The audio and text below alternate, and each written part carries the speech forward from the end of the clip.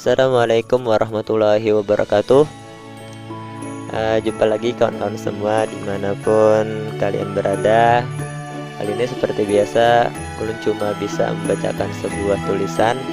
Dan kali ini Ulun akan membacakan sebuah tulisan dari buku Desain of Ikhlas Pasrah, karangan dari Arif RH. Jadi Arif RH ini adalah seorang vibrator. Vibrator itu semacam apa leh? Bukan motivator tapi vibrator. Vibrator Arif RH. Dan beliau ini adalah salah seorang guru yang ulun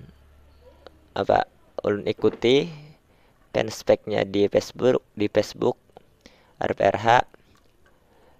Dan beliau ini sudah banyak sekali menulis buku-bukunya berbobot lah, menurut ulun berbobot karena terkini dan dengan ada sainnya. Jadi dimasukkan sain dari pemahaman ilmu beliau. Dan kali ini saya ingin membacakan sebuah buku beliau yang berjudul tadi Desain of Ikhlas Pasrah, menyibak keajaiban ikhlas pasrah. Buku ini saya beli sudah lama, cukup tebal bukunya ini. Ada sekitar 400 halaman. Nah, ini langsung aja membacakan sebuah chapter atau judulnya di halaman 202. Nah, sambil didengarkan apa isinya ya. Kalau tidak bisa bukunya tidak bisa membaca. Nah, dan juga bagi sebagian orang lebih suka mendengarkan daripada membaca sebuah tulisan atau buku. Nah, jadi ini ulun cuma juga bisa membantu kalian yang lebih suka mendengarkan ketimbang membaca sebuah tulisan. Nah, baiklah. Pada buku Arif RH ini saya akan membacakan halaman 202, itu judulnya Saya Melihat Kehadiran Malaikat Maut. Saya juga nggak tahu kisah di kos Jalan Kesambi, Cirebon. Chapter 1. Hahaha, ketemu lagi saya friend. Salam bahagia. Note ini adalah penggalan cerita yang tadinya mau saya sampaikan dulu. Dalam note 10 seri berjudul Kebatinan Modern, tapi nggak jadi. Di sini saya akan menceritakan beberapa kisah yang saya alami dalam 1 minggu. Nah, ini pengalaman beliau dalam 1 minggu. 2 kisah ajaib ini terjadi di kota Cirebon, Jawa Barat. Pasca saya tidak diterima ujian masuk perguruan tinggi negeri atau UMPTN tahun 1997, saya sempat kuliah diploma 2 jurusan pemrograman komputer dan perbankan. Mengisi waktu luang sambil menunggu kesempatan ikut UMPTN periode berikutnya. Wah, ternyata banyak yang saya dapatkan di kota itu. Saya bisa main gitar, belajarnya juga di kota itu. Hehehehe. Oke, kita kembali ke topik. Begini ceritanya. Nah,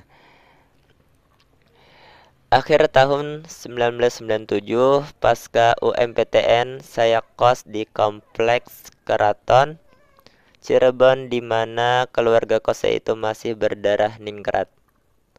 Anggota keluarganya sakti-sakti loh. Nah, jadi beliau itu mengkos di sebuah komplek keraton, di mana kosnya itu, keluarga kos itu adalah berdarah ningrat yang terkenal sakti-sakti jar katanya. Sebenarnya pas kos di situ banyak cerita yang enggak masuk akal waktu mengkos di situ.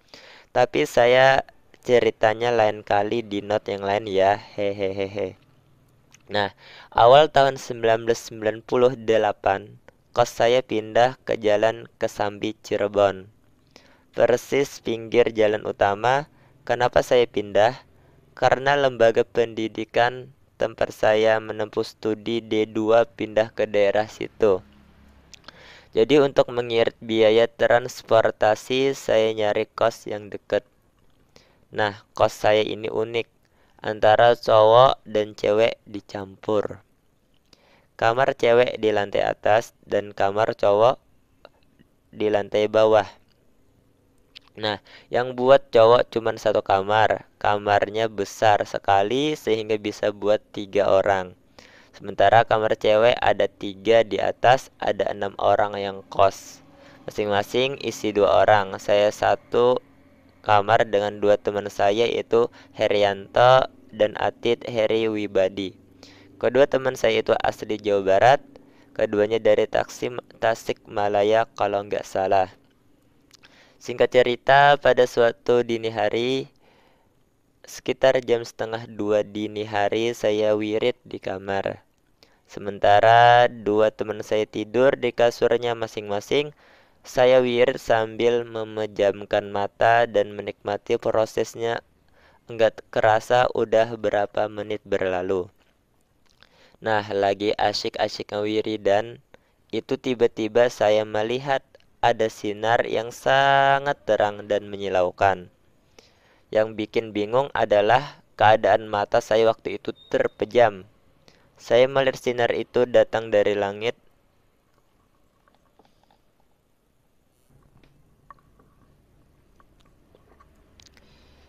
Saya melihat sinar itu datang dari langit, melesat dengan kecepatan tinggi dan jatuh di belakang area rumah kos saya. Kamar saya waktu itu di bagian belakang rumah. Nah, di belakang rumah kos itu ada area halaman dan terdapat beberapa kandang yang dihuni ayam-ayam peliharaan ibu kos saya. Sontak saya membuka mata saya, dan ketika saya membuka mata saya, berdiri dan menengok ke arah jendela kamar yang ada celah-celahnya, saya masih bisa melihat sinar menyilaukan itu sesaat lalu hilang. Dan sinar itu menghilang, ayam-ayam di belakang rumah banyak yang berkokok, ribut sekali pokoknya. Saya kemudian menyalakan lampu kamar dan membangunkan kedua teman saya. "Ada apa, Rif?" kata mereka. Saya bilang saya lihat sinar menyilaukan sekali tadi di luar jendela. "Ah, masa tuh gelap kok, nggak ada apa-apa." Kami buka jendela kamar kami dan benar tidak ada apa-apa. Gelap gulita. Saya bilang kepada teman saya, "Itu ayam-ayam pada berisik. Itu tadi mulainya setelah ada sinar tadi." "Ah, itu mah biasa aja," kata kedua teman saya. Lalu mereka tidur lagi. Saya masih belum bisa tidur. Saya memandang keluar jendela. Jelas tadi saya melihat ada cahaya kok. Apa saya menghayal ya? Setelah beberapa saat saya tutup jendela. Saya letakkan tasbih yang sedari tadi lupa saya bawa terus. Saya tidak melanjutkan wiridan saya. Saya bisa tidur juga akhirnya.